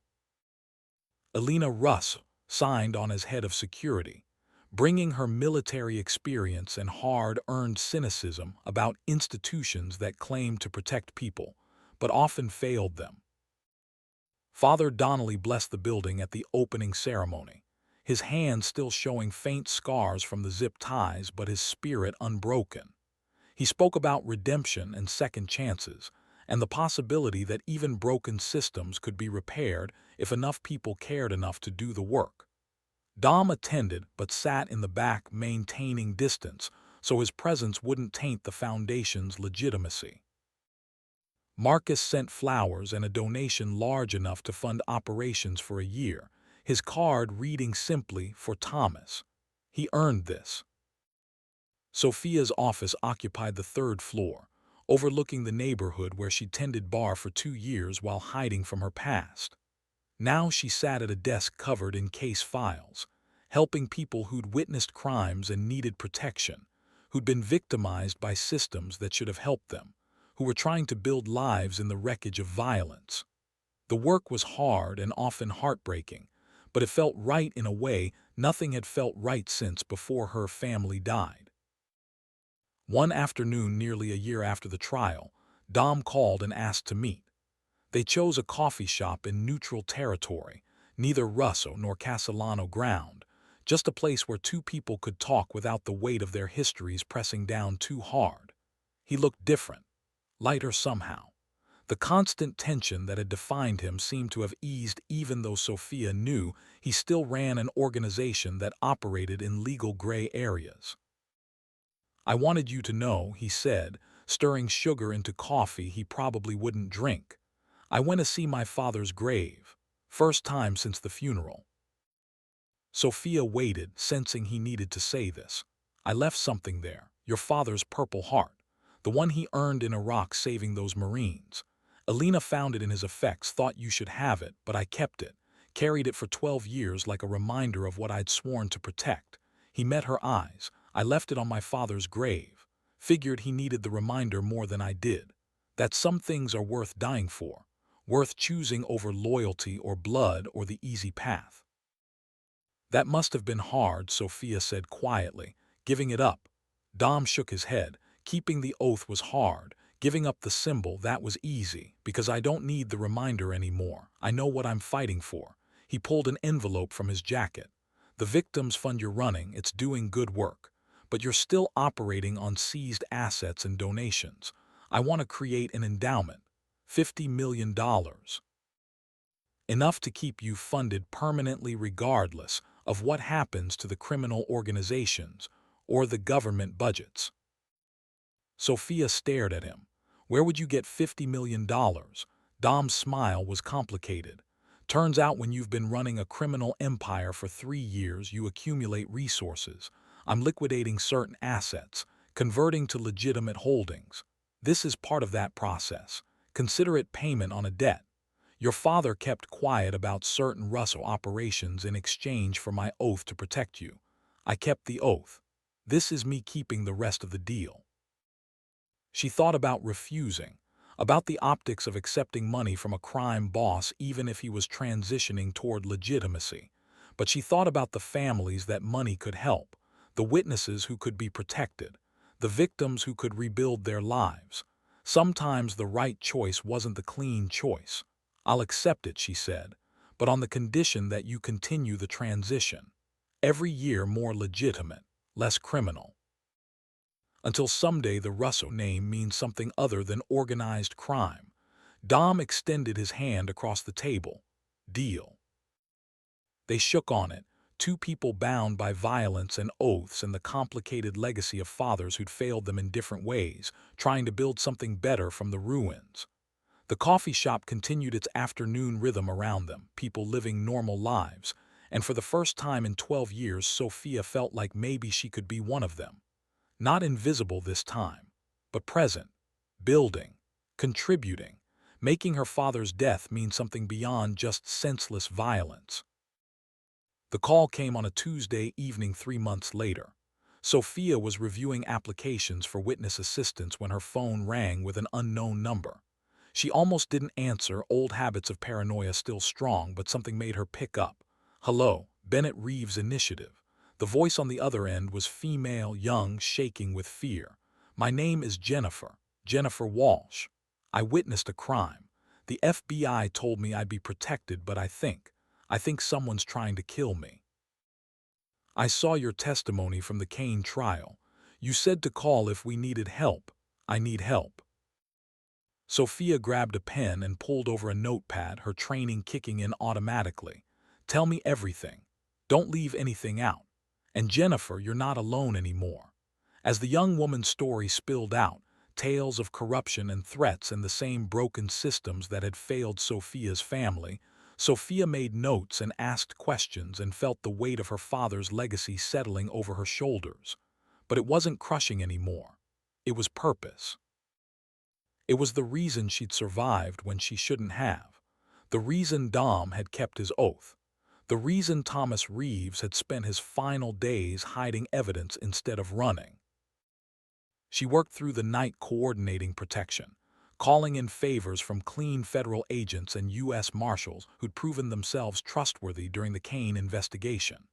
By dawn, Jennifer Walsh was in a safe house with armed security, and Sophia was drinking cold coffee and planning the next steps to dismantle whatever corruption had put another witness in danger. Alina found her there as the sun rose, still in yesterday's clothes, still working. "You need sleep," Alina said. "This can wait until you've rested." Sophia shook her head. She was terrified, thought she was going to die. "I told her she wasn't alone. I can't let her down." Alina sat down across from her, studying Sophia's face with the assessment of someone who'd learned to read people in combat zones. "You know you can't save everyone." Sophia met her eyes. "I know, but I can try to save someone. That's enough." Alina nodded slowly. "My brother made the right call, keeping his oath. You were worth saving." Sophia felt something loosen in her chest, some knot of doubt she'd been carrying about whether the price of her survival had been too high. "Thank you for helping him keep it, for training me, for being here now." Alina's smile was rare but genuine. Marines don't abandon their posts. Neither do the people they protect. The work continued. Witnesses protected. Victims supported. Corruption exposed and prosecuted. The foundation grew from one office and a handful of staff to a network spanning multiple states, all built on the principle that justice should work for everyone, or it didn't really work at all. Sophia's face became known, not just as the prosecutor's daughter who'd survived, but as someone who made survival mean something beyond just continuing to exist.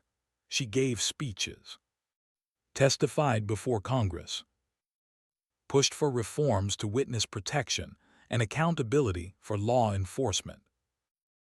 And through it all, Dom kept his promise. The Russo organization transitioned year by year, sometimes faster than seemed possible, sometimes frustratingly slow, but always moving in the right direction. He and Sophia met quarterly, usually with Alina present, to discuss the foundation's work and the organization's progress. They were never friends exactly. The weight of their histories wouldn't allow that, but they were something else. Partners in trying to be better than the people who'd made them. Allies in the fight against the kind of corruption that had destroyed both their families. 5 years after the trial, on the anniversary of the night she'd walked into that church to face Vincent Kane, Sophia visited her parents' graves for the first time since the funeral. The cemetery was quiet in the afternoon light, all manicured grass and marble headstones and the particular sadness of places where the dead rested. She knelt between her mother's grave and her father's, placing flowers on both, and let herself cry for the first time in years. Not from grief now, from release. From the weight of finally having done what her father asked. Be better than us. Don't let revenge consume you. She felt rather than heard someone approach and looked up to find Dom standing a respectful distance away, his own flowers in hand. Didn't mean to intrude. I come here sometimes, to talk to my father, tell him what I'm trying to build. Sophia wiped her eyes and stood. What do you tell him? That I'm trying to clean up his mess? Make the family name mean something other than fear and violence? That I kept the oath he wanted me to break? She gestured to her father's headstone. What would you tell yours if he could hear you? Sophia was quiet for a moment. That I understand now. Why he made the choices he did.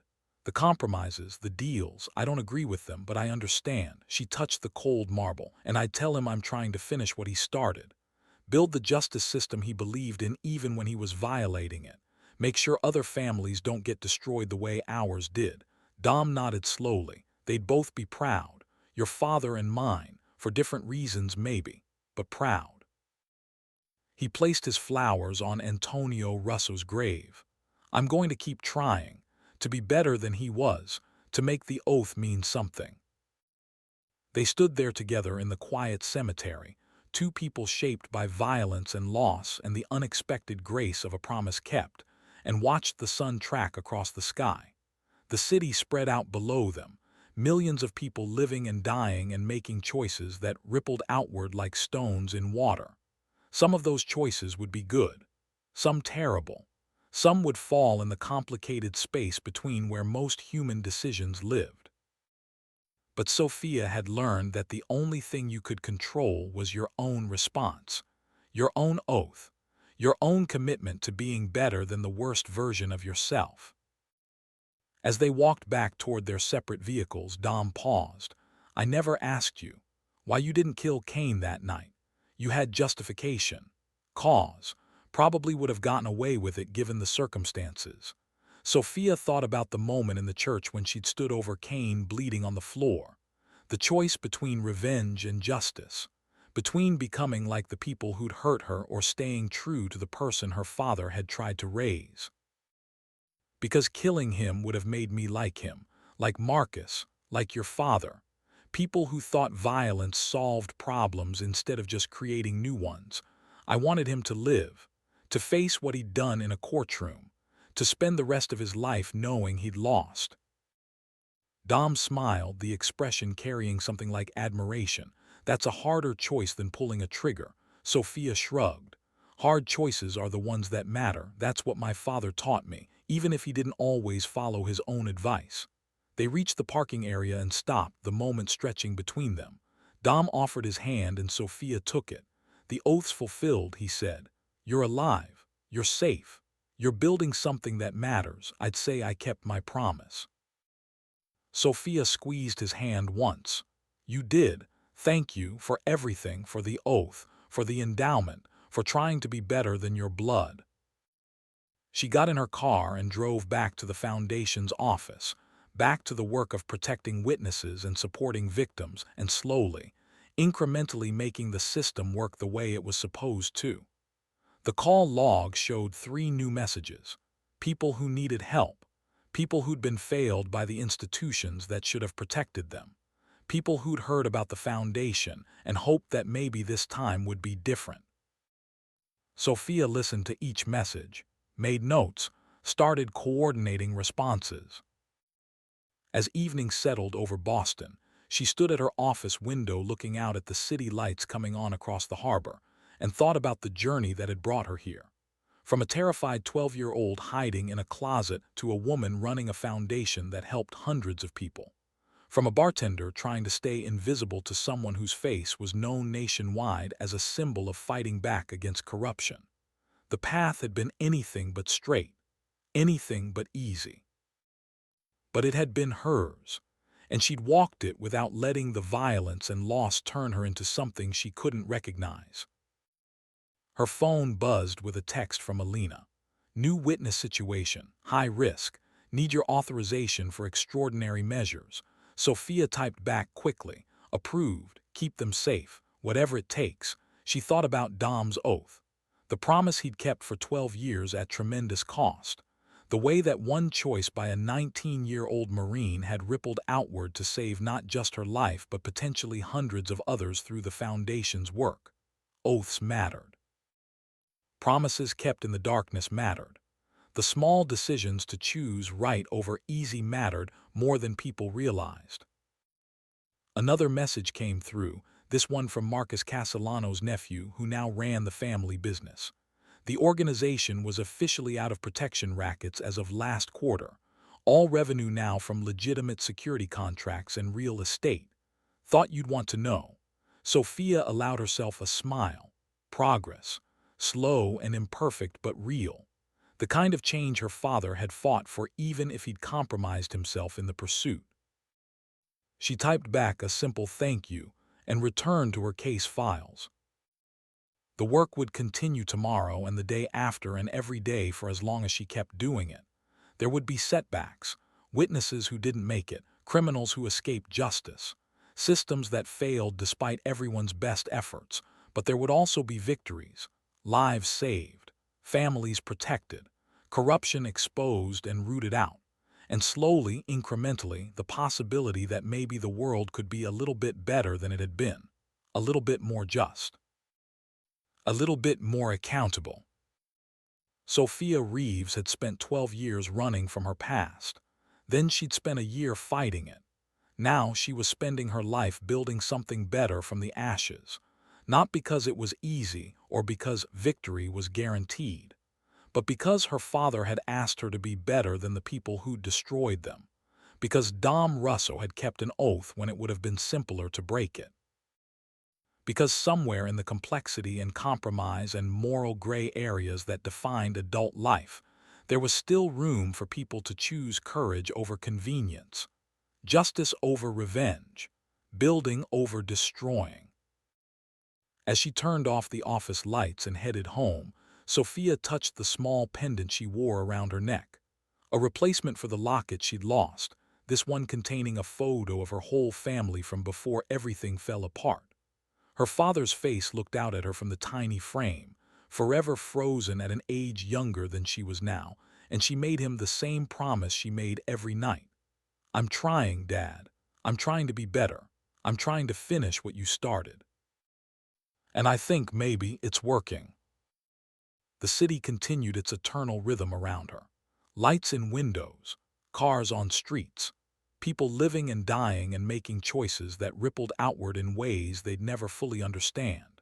And somewhere in that vast complexity, Sophia Reeves walked forward into whatever came next, carrying her father's legacy and Dom Russo's oath and her own hard-won understanding that the only way to honor the dead was to fight like hell for the living. 5 minutes had changed everything 12 years ago. But the years since had proven that what you built from those 5 minutes mattered more than the trauma itself. That survival was just the beginning. That the real victory was in using what you'd survived to make sure others didn't have to endure the same pain. The oath had been kept, the promise fulfilled, and now the work of building something better than what came before would continue, one witness protected at a time, one family supported at a time, one small act of justice at a time. Until someday, maybe, the system worked the way Thomas Reeves had always believed it could. Until someday the oath Dominic Russo had sworn meant not just survival but genuine flourishing. Until someday the cycle of violence and corruption that had consumed so many lives finally broke against the will of people who refused to accept that things had to stay broken. That was the hope. That was the goal. And Sophia Reeves would spend every day she had left fighting to make it real.